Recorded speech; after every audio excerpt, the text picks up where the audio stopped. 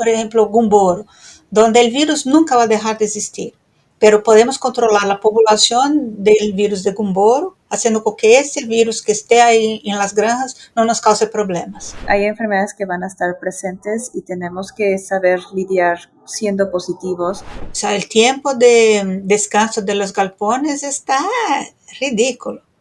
Entonces, una de las premisas de control de enfermedades infectocontagiosas es justamente tener vacío sanitario.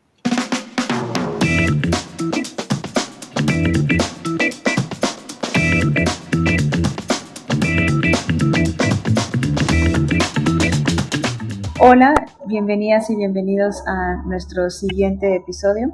En esta sesión tenemos el enorme gusto de contar con la participación de la doctora Beatriz Cardoso. Ella nos va a contar un poco sobre una estrategia inteligente de la sanidad avícola, ¿no? Tomar decisiones basadas en riesgos y resultados. Mi nombre es Elaine Hernández y le voy a pedir a la doctora si nos pudiera hacer el honor de presentarse y contarnos un poquito de quién es, qué ha hecho y bueno, pues, ¿quién mejor que usted para empezar? Bueno, inicialmente muchas gracias por la invitación de participar del podcast. Es con mucho orgullo que participo de proyectos de avicultura en general, pero con la UNAM es una cosa bastante especial. Yo tengo mucho respeto por la universidad. Bueno, mi nombre es Beatriz Cardoso, soy médico veterinario, tengo maestría en epidemiología, doctorado en higiene veterinaria y tecnología de productos de origen animal, donde yo, la verdad, trabajé mucho en el enfoque justamente de mirar resultados, o sea, variables de campo y resultados de decomiso, resultados de producción. Entonces, ese fue mi tema de mi tesis de doutorado. Me sou diplomado por el Colegio Americano de Veterinários Especialistas en Aves. Tengo varias especializaciones en virología, patología aviar. He trabajado toda mi vida con la parte de control de enfermedades infectocontagiosas y epidemiología, que es la parte que más me gusta. Trabajo en varias empresas de vacunas. Bueno, entonces mi currículum, resumiendo básicamente eso. Sí, muy resumido, porque tuve oportunidad de ver sus experiencias y todo su trabajo y es bastante amplio. Entonces le agradezco el que nos compartiera un poquito de quién es y qué ha hecho. Y bueno, pues para entrar en materia con la sesión del día de hoy, nuestra primera pregunta está enfocada al tema de diagnóstico y análisis de riesgo. Entonces, cuando vemos una enfermedad o algún problema en la avicultura, como caídas de desempeño, mortalidades o algo que está saliendo fuera de rango, ¿cuál sería su recomendación con toda esa experiencia que tiene de dónde empezar a trabajar? O sea, ¿dónde tenemos que mirar? ¿Cuál es nuestro punto de partida? Bueno, primero vamos a diferenciar lo que es diagnóstico de análisis de riesgo, ¿no? Entonces, cuando hablamos de diagnóstico, no hay otra. Si tenemos un problema, tenemos que tratar de hacer un diagnóstico. Si es una enfermedad infectocontagiosa, si es un problema de manejo o nutricional.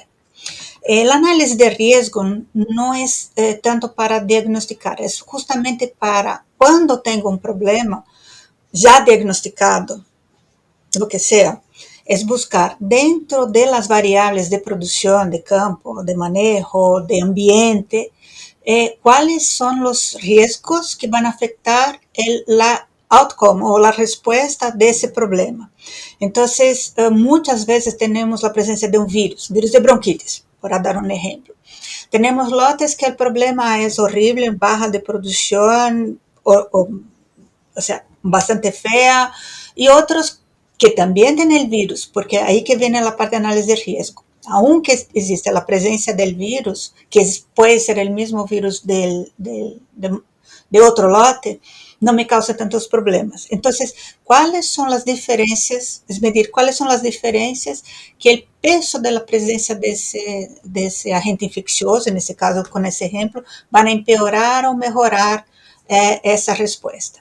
Entonces, análisis de riesgo es basado en un diagnóstico O sea, tenemos que tener el diagnóstico y mirar el comportamiento de lotes con, o sea, de lotes con la presencia de ese agente, sin la presencia de agente, con problemas, sin problemas.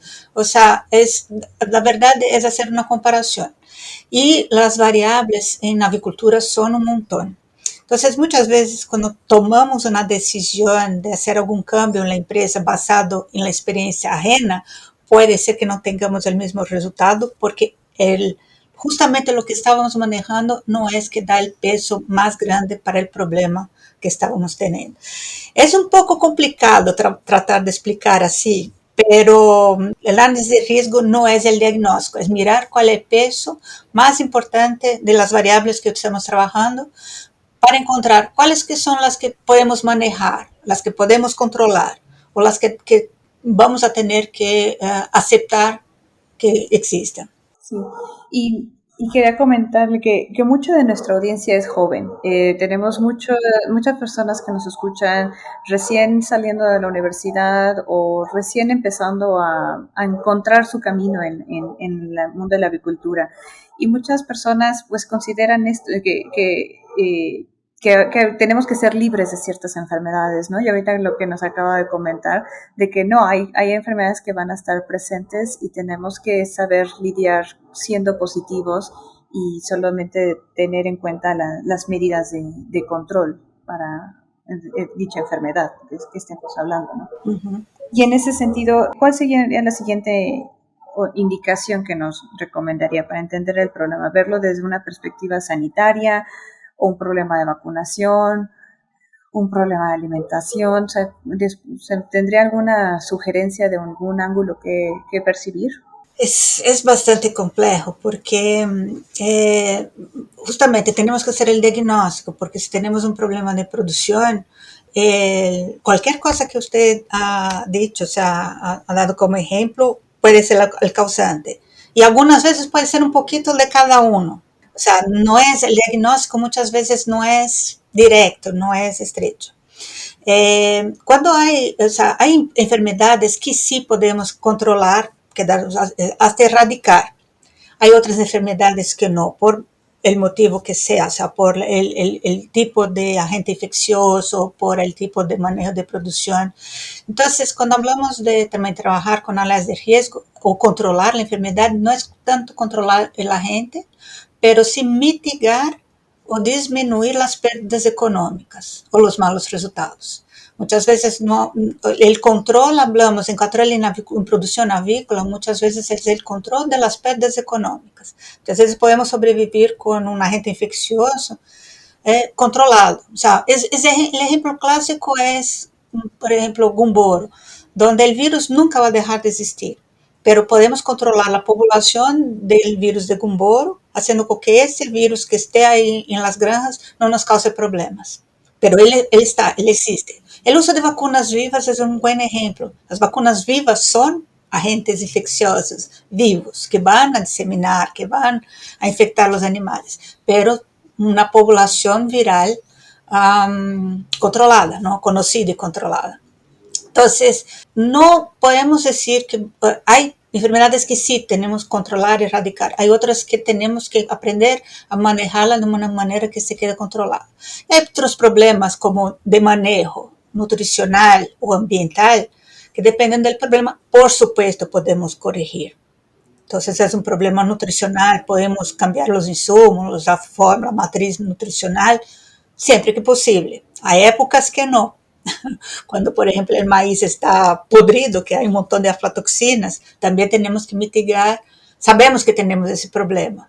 Entonces, ¿cómo vamos a trabajar con ese problema que sabemos que tenemos para que no afecte mucho las aves de la crianza? Por ejemplo, si yo tengo problemas de una aflatoxina cualquiera, yo voy a evitar dar para pollitos muy jóvenes, porque son más susceptibles, o para gallinas en inicio de producción, porque también por el estrés, todas las hormonas pueden tener más problemas con la presencia de ciertas micotoxinas. O en el caso de micotoxinas que tienen efecto agudo, tratar de diluirla en el tiempo. No doy una carga muy fuerte de ese alimento con micotoxina de una sola vez. Trato de diluir porque el efecto sería agudo. Entonces, hay varios tipos de manejo para cada situación, para cada tipo de problema. Triad brinda soluciones innovadoras para un mundo en constante evolución. En Triad garantizamos la salud y el bienestar de los animales, ofreciendo productos, servicios y soluciones comerciales innovadoras, sustentables, tecnológicamente avanzadas y rentables que aportan al cumplimiento de los objetivos de nuestros clientes. Sí, y bueno, siguiendo un poquito en el sentido de esa respuesta que me encantó, cada estrategia tiene que ser específica de acuerdo a la naturaleza del problema, pero yo creo que a veces estamos en un mundo de la inmediatez, que todo lo queremos rápido. ¿Y qué sería su sugerencia? O sea, ¿de cuánto tiempo tendríamos que estar esperando ver un cambio o una respuesta, mejor dicho, después de haber implementado esa estrategia o esos cambios necesarios? Entonces va a depende del problema. Entonces hay, por ejemplo, voy a poner ahí una agua de mala calidad, que me afecta el peso del pollo o que me afecta el cascarón de la gallina. Claro, si yo corrijo, yo espero un efecto casi inmediato, o por lo menos muy rápido. En pollo el próximo lote, en la gallina unos 20 días ya empieza a encontrar mejorías. Hay otras cosas que hay que tener paciencia. Hablando, por ejemplo, control de salmonella. Entonces, muchas veces nosotros trabajamos para bajar la prevalencia. Entonces, yo tengo una prevalencia 20, en el próximo lote la idea es bajar a 10, la próxima lote es bajar a 5, o sea, tratar de bajar la prevalencia. Casi nunca el control de enfermedades como salmonella o la presencia de la bacteria en el galpón, en las gallinas, es inmediata, hay que tener paciencia y depende de la prevalencia. Entonces, hay casos donde yo espero una respuesta muy rápida, hay otros que puede tardar hasta años. Hay que tener paciencia. Años, claro, también dependiendo del tipo de animal. Por eso que se trabaja mucho, o sea, me gusta mucho trabajar con el análisis de riesgo, porque si yo hago el análisis de riesgo, yo doy un score para los riesgos posibles para ciertos problemas. Y siempre voy a tratar de trabajar, primero, en los que son posibles de manejar. Entonces, por ejemplo, yo tengo como riesgo calidad de agua, la ubicación de la granja, la línea genética, algum produto, se usa ou não usa vacunas, por exemplo, essas quatro variáveis. Dessas quatro variáveis que estão afetando, vão melhorar a resposta que estou buscando, não? A melhoria de saúde, melhoria em produção, qual desses posso manejar? Eu posso manejar a vacunação, não? Eu posso manejar a qualidade de água, pero não vou poder cambiar a ubicação da granja y muchas veces no puede cambiar la línea genética. Entonces, suponiendo que esas dos tengan un peso muy importante, son importantes para eso, yo tengo que trabajar en las dos que puedo trabajar. Entonces, va a disminuir el problema, pero algunas veces no va a solucionar por completo, porque si esas dos variables que yo no puedo trabajar son importantes para el problema, yo sé que voy a tener una faja que tengo que aceptar, que voy a tener pérdidas de producción o calidad o calidad de salud, dependiendo del problema. Entonces, por eso que se hace el riesgo, porque muchas veces trabajamos en muchas frentes y muchas veces vamos a trabajar a ir en las frentes equivocadas, en las variables de los factores equivocados, o que no tengan tanto peso. Y eso me lleva a otra pregunta, ¿cómo priorizamos? Porque a veces queremos considerar todo importante. ¿Tienen alguna sugerencia de cómo priorizar? Por eso es hacer análisis de riesgo, es estadística, es matemática. Perfecto. O sea, es matemática, es trabajar con estadística. Yo sé que la gran mayoría de los veterinarios hablan matemática, se pone pie de gallina, pero es donde yo, bueno, como epidemióloga, justamente es una herramienta, la estadística es una herramienta para ayudar la salud, producción. No hay otra. Y ahí sí puedo manejar, trabajar muy bien. Yo vi muchos errores de tomada de decisión o incluso echar la culpa a ciertos productos o a ciertos manejos porque no hicieron bien la parte de control, o sea, voy a cambiar trabajar en pH del agua, usar un producto X, sin mirar la calidad de agua. Y ahí entonces van a echar la culpa que el producto no funciona, por ejemplo, que o sea, sigo con salmonella, sigo con enteritis, alguna cosa, pero el agua, ese producto no era para esa agua, ese producto funciona en otras condiciones. Entonces, yo tengo que mirar el producto, mirar la importancia que ese factor tiene y siempre trabajar poniendo peso en los factores que son más importantes y hay cómo hacerlo, ¿sabes? Otra vez, es por estadísticas, hacer análisis de riesgo, por eso, análisis de riesgo, mirar, hacer un odds ratio. Hay varias maneras de calcular el odds ratio, pero una cosa es importante, no se puede copiar. Entonces, mi tesis de doctorado fue justamente eso, fue una tesis razonablemente teórica, porque mi tesis fue para probar que los modelos matemáticos no son copiables de una empresa a otra. Entonces, el modelo matemático que funciona para empresa A no necesariamente va a ser para empresa B. Los pesos de los factores de riesgo pueden cambiar. Entonces, lo que es el número, el principal en la empresa A puede ser el quinto en la empresa B. Entonces, el análisis de riesgo es por o granja, o por sector, o por área, pero no se puede generalizar. Exactamente, ¿no? Porque a veces dentro de la misma empresa puede tener muchas granjas bajo diferentes condiciones y el análisis de riesgo aquí sí podría ser específico para esta situación. Y otro tema que también sé que ha trabajado es, por ejemplo, que el análisis de riesgo considera usted que puede ser de manera universal y aplicable a cualquier tipo de sistema de producción, ¿no? Incluso sistemas de producción libres de antibióticos, por ejemplo, ¿no? Sí, sí, para cualquier cosa. Yo trabajé en la parte de libre de antibiótico, justamente fui para España para iniciar el departamento en la empresa que yo trabajaba en ese entonces, de estadística, análisis de datos, para ayudar a los productores de todas las especies animales, no era ni solo para avicultura, para que ellos pudieran tener la producción libre de antibiótico o disminuir el uso de antibiótico sin pérdidas significativas en producción, o por lo menos las pérdidas, o sea, tratar de económicamente valer el no uso de antibióticos, principalmente los promotores de crecimiento, sin pérdidas económicas importantes. Entonces, se puede hacer para cualquier tipo de producción. Claro, si yo tengo una granja, una única granja, es muy difícil poder hacerlo en muchos aspectos porque no tengo con qué comparar, ¿no? Entonces, análisis de riesgo siempre hay que comparar las variables o los factores que yo estoy trabajando. Y otra pregunta que puede ser difícil de contestar porque puede que haya tenido diferentes experiencias, pero puede que identifique ya el riesgo, el problema y tenga la causa y ya también la solución.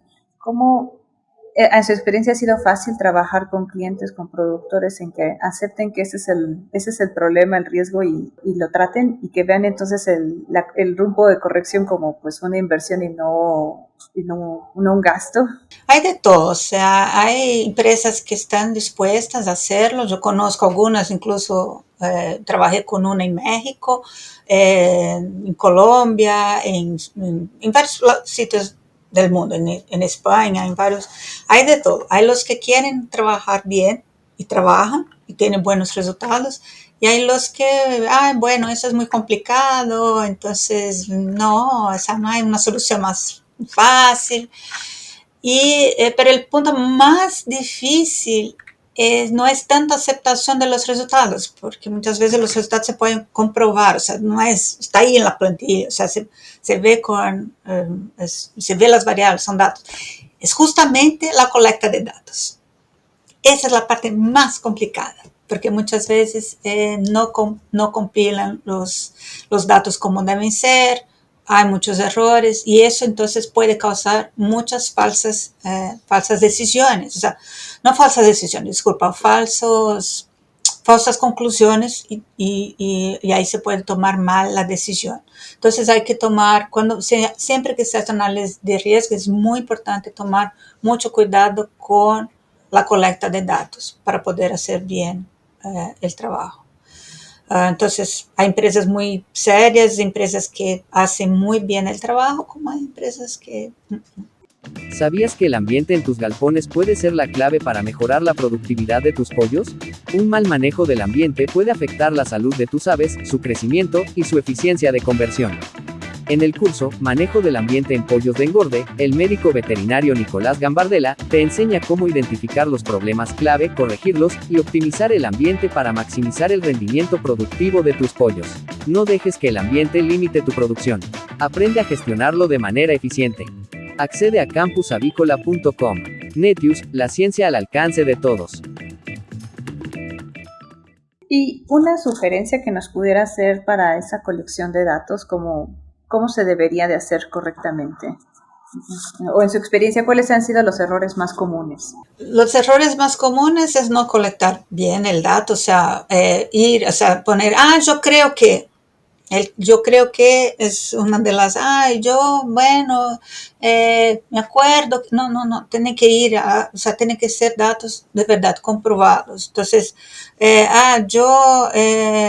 hay ventilación todo el tiempo en el galpón. Cuando llega al galpón, llega ahí todas las cortinas cerradas, los ventiladores apagados. Entonces, es creer que las cosas están siendo hechas bien y no lo están, primero. El otro es justamente error en entrada de los datos, o sea, de poner, porque hay que tener mucho cuidado porque los datos que están deben ser, para poder hacer todo el trabajo, tienen que estar bien entrados, ¿no? Entonces, no a medias, porque muchas veces puede haber confusión. La falta, por supuesto, de información. Eso serían los principales errores que yo veo. A mirar si falta algo más, ¿no? O no tener información real de los datos. Por ejemplo, yo uso, por ejemplo, hice algún tratamiento y no tengo exactamente cuándo fue usado el tratamiento, para qué, si es relevante, por supuesto, ese factor para análisis de riesgo. También falta de información también es importante. Principalmente cuando hablamos de enfermedades o problemas que tienen que ver con el clima, con el tiempo o época del año, entonces las fechas, tener exactamente los periodos que fueron usados correctamente, es importante porque casi siempre el clima es un factor de riesgo para muchos problemas. Entonces, saber exactamente, o sea, tener bien registrado todo es bastante importante. Y ese registro, y así como el análisis de riesgo, nos puede dar información sobre las herramientas que se tienen que aplicar como soluciones, ¿no? Ya sea vacunas, antibiótico, medidas de bioseguridad, y todo eso nos puede ayudar a evitar a veces casarnos o comprometernos con una estrategia, ¿no? Y ¿a cuál ha sido su experiencia con eso? Porque a veces yo creo que sobrevacunamos o estamos muy comprometidos o casados con una estrategia. Entonces ahí volvemos en la misma cosa de las empresas que están dispuestas a hacer los cambios y las que no. Para mí, de los puntos más importantes justamente con el trabajo de análisis de riesgo es justamente es justamente enseñar que muchas veces no existe una herramienta, primero, una herramienta única, puede haber varias, y otro, que muchas veces la respuesta no es sencilla. Entonces, hablando de vacunas, ¿no? Yo siempre mientras trabajaba en empresas, yo trabajaba para empresas de biológicos, de vacunas. Y una de las cosas que me molestaba mucho era justamente la creencia que la vacuna, mientras más se vacuna, mejor es. Primero. ¿no? Entonces, la sobrevacunación. Yo creo que muchas veces la vacuna misma está causando más problema que ayudando. Ejemplo, vacuna de bronquitis. Muchas veces poner muchas cepas de vacuna de bronquitis vivas van a empeorar más el cuadro que ayudar. Entonces, cuando no tenemos, en mi experiencia, cuando yo no tengo la solución rápida, muchas veces se molesta. O sea, es bastante común, porque quieren, no, yo quiero una respuesta. Sí, pero el tema es complejo, la situación es compleja. Entonces, no existe. O sea, me gustaría mucho de decir, oh, mira, haga eso que va a solucionar todo el problema. Pero no lo es, o sea, muchas veces empeora. Yo tengo una experiencia de bronquitis. Siempre decía, mira, no pongan por favor otra cepa. Hay una región donde no había, o sea, porque un caso metieron una otra cepa, otro serotipo de bronquitis y por supuesto ahora está fuera de control. Porque era el resultado más fácil, pero no era el más adecuado porque es completo. Pero hay otras, pero hay empresas que sí, que entienden, que saben. Entonces, uno de los trabajos que yo hice también de problemas respiratorios era que ellos creían, no, tenemos problemas de bronquitis, toda la serología está positivo, sale serológicamente todo positivo. Entonces, bueno, sí, serológicamente positivo significa que hay un virus circulando, todos están positivos. Pero ahora vamos a ver, de esos que están positivos, ¿cuáles que tienen problemas respiratorios? Bueno, son esos, no todos tenían. Entonces el virus estaba circulando, pero no necesariamente todos estaban teniendo problemas respiratorios. Era decomiso en planta de sacrificio por problemas de infección del tracto respiratorio. Bueno, entonces, si todos están positivos y solamente algunas están con el problema, entonces no sé si de verdad la bronquitis es el factor primordial para aparecimiento o es solamente una casualidad. Ahí fuimos a hacer análisis de riesgo con otras enfermedades. No hicimos nada de ambiente, otras enfermedades. Hicimos un estudio bastante amplio, fue un estudio de un año, creo, y resulta que el problema era probado matemáticamente. Después, cuando hicieron, bueno, aquí está el resultado, hay que trabajar en esta enfermedad. Era anemia infecciosa. Porque a anemia infecciosa disminuye la inmunidad, principalmente celular, que aumenta la posibilidad de tener problemas de septicemia con condenación, con decomiso en la planta de incubación, la planta la faena, sí, planta de proceso. Entonces, cuando corrigieron eso, empezaron a tomar más cuidado de la anemia en las reproductoras, el problema mejoró un montón. No voy a decir que pasó, porque no, hay otras cosas involucradas, pero el decomiso que ellos estaban teniendo de 10% bajó a 2, 3%. Solo en cuidar de otro, y pararon de pensar que era bronquitis. Que había bronquitis, sí, pero no era el problema que estaba causando el problema final que ellos tenían. Entonces, hay que tomar mucho cuidado con eso. O sea, hacer el diagnóstico bien hecho significa hacer análisis de riesgo, ver todas las posibilidades. Entonces, cuando tengo sorología positiva, significa que tengo un virus pasando por ahí. Pero si ese virus es el causante del problema final, de la enfermedad, de las pérdidas económicas, de la mortalidad, es otra cosa. El virus puede dar un peso, pero no necesariamente el causante. Exactamente, sí, y muchas veces queremos que sea solo un responsable de todo y irnos contra él cuando realmente son muchos intermediarios que están participando. Y porque no trabajamos con un virus, o sea, el órgano es afectado por muchas cosas. El virus con el amoníaco, mala ventilación, inmunosupresión. Hay tantas variables, tantas cosas que pueden incrementar el problema, aunque el virus esté presente. Y no sé, o sea, hace tiempo que no voy a México, pero aquí y muchos otros países de Latinoamérica que voy con más frecuencia, sea, el tiempo de descanso de los galpones está ridículo. Entonces, una de las premisas de control de enfermedades infectocontagiosas es justamente tener vacío sanitario. Y muchas veces está sacando pollo de un lado, entrando pollo por una puerta, entrando pollito en la otra puerta. Entonces, claro, muchas cosas de manejo que no se cuida, ¿no? O sea, y quieren que siga con el mismo resultado que cuando hacen bien justamente ese tipo de plan. Entonces, claro, o sea, eso también es un ejemplo de un factor de riesgo que casi siempre entra en los resultados, malos resultados de producción o de salud, el vacío sanitario. Entonces, agua, vacío sanitario casi siempre son, y ventilación son los factores que casi siempre entran en la cuenta de los 10 más importantes.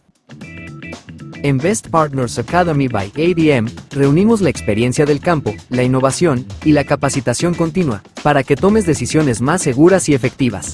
Capacítate a tu ritmo, desde donde estés, y lleva tu producción al siguiente nivel. Sí, es increíble. A veces queremos que sea un agente viral, algún patógeno, y teníamos que dar 2 pasos atrás, y era una cuestión más de manejo que sí estaba bajo nuestro control. Exacto. Y después tiene la parte también de la parte de vacunación, es la aplicación de la vacuna. Entonces uno cree que está aplicando la vacuna y muchas veces está dando plata al laboratorio, porque de aplicación de vacuna nada. O sea, aplicar vacuna de bronquitis en agua de bebida casi siempre no funciona. O sea, hay varios trabajos probando eso, hay varios factores que ciertas vacunas en ciertos medios de aplicación no tienen buenos resultados. Entonces, la cobertura vacunal es muy importante. Y para concluir, ¿cuál sería el mensaje final que quisiera dejarle a las personas que nos escuchan en el tema de análisis de riesgo? ¿Cuál sería su opinión más importante? Bueno, yo creo que primero es la colecta de datos, tener los datos siempre muy organizados, lote tras lote, galpón, granja, porque para hacer análisis de riesgo yo necesito eso. Y otro, los problemas, las pérdidas económicas, con raras excepciones, casi son multifactoriales.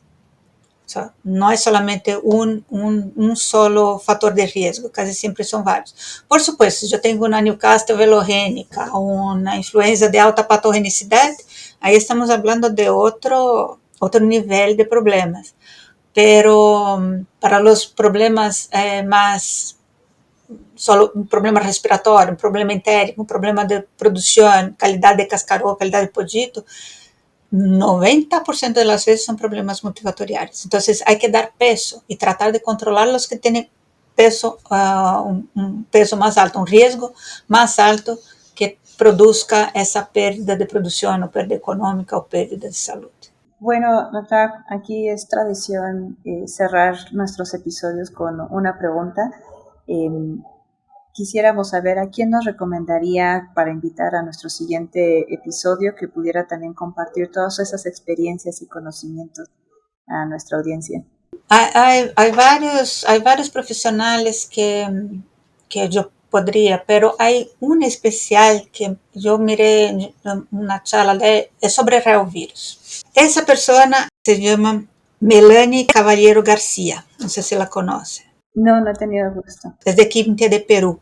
Okay. Ella trabaja justamente con la parte de producción de vacunas autógenas para reovirus. Yo creo que de todos, en Latinoamérica, de todas las personas, los trabajos que yo vi de reovirus, ella es lo que está trabajando mejor con el tema.